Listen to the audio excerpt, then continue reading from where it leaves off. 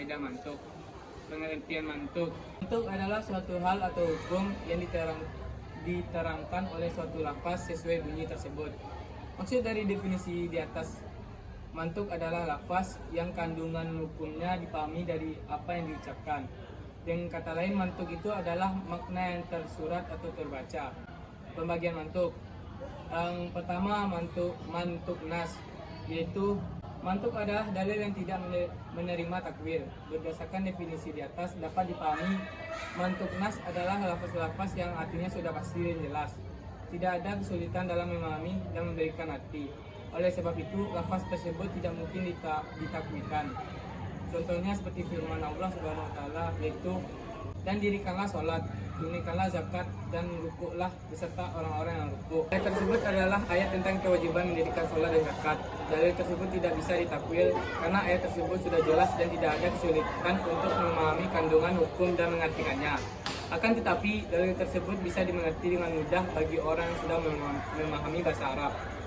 Yang kedua, mantuk dahir, yaitu suatu perkataan yang menunjukkan suatu makna, tetapi makna ini bukan yang dimaksud. Kalau ada suatu perkataan dapat dipahami menurut arti yang jelas, dahir, dan bisa juga diartikan menurut arti yang kurang jelas.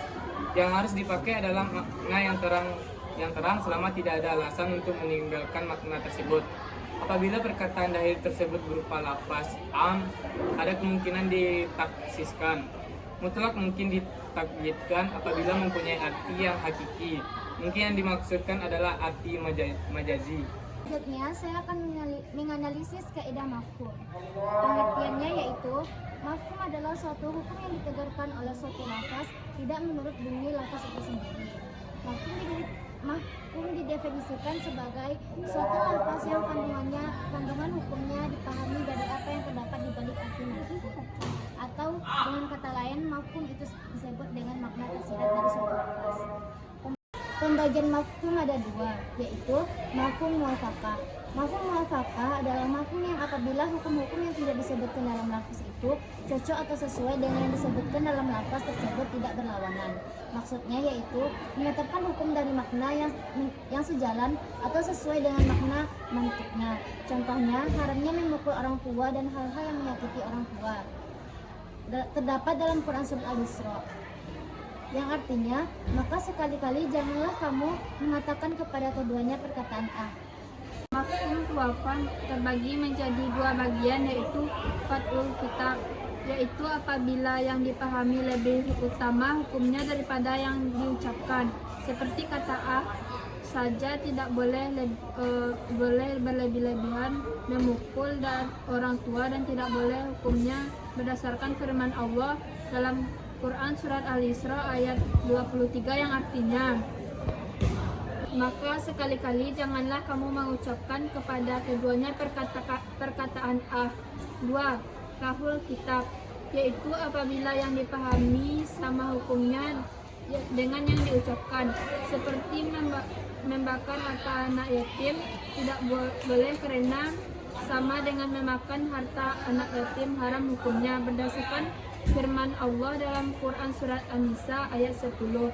Sesungguhnya orang-orang yang memakan harta anak yatim secara zalim, sebenarnya mereka itu menelan api sepenuh perutnya dan mereka akan masuk ke dalam api yang menyala-nyala di dalam neraka. B.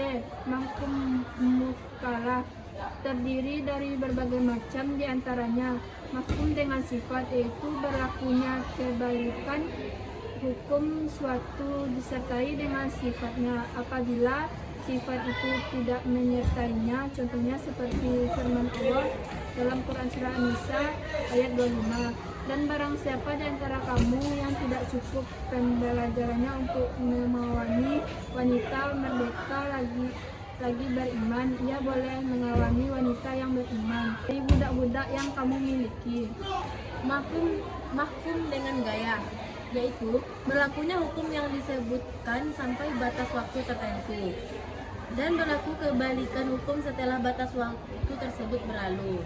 Contoh seperti firman Allah dalam Quran Surat Al-Baqarah ayat 187 yang artinya, dan makan minumlah hingga terang bagimu benang putih dari benang hitam, itu fajar. Ayat ini menunjukkan boleh makan dan minum pada waktu malam bulan Ramadan sampai terbit fajar. Mahfumnya haram makan dan minum setelah terbit fajar. 3. Mafhum dengan syarat, yaitu berlakunya kebalikan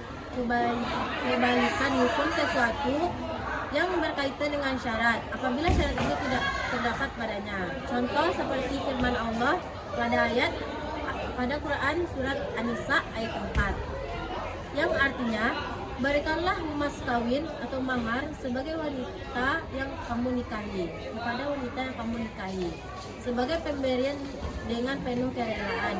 Kemudian jika mereka menyerahkan kepada kamu sebagian dari mas kawin itu dengan senang hati, maka makanlah pemberian itu sebagai makanan yang sedap lagi baik. Mafhum dengan adat atau bilangan artinya mafhum kata bilangan, yaitu berlakunya kebaikan suatu hukum yang berkaitan dengan bilangan tertentu bagi jumlah yang kurang atau lebih daripada yang dinyatakan oleh kata bilangan itu.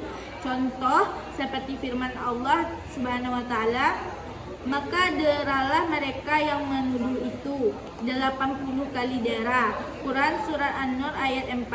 Ayat ini menunjukkan bahwa hukum dera atas orang yang menuduh orang baik-baik berbuat zina 80 dera. Mafhumnya hukum dera karena menuduh itu tidak boleh kurang atau lebih dari 80 kali.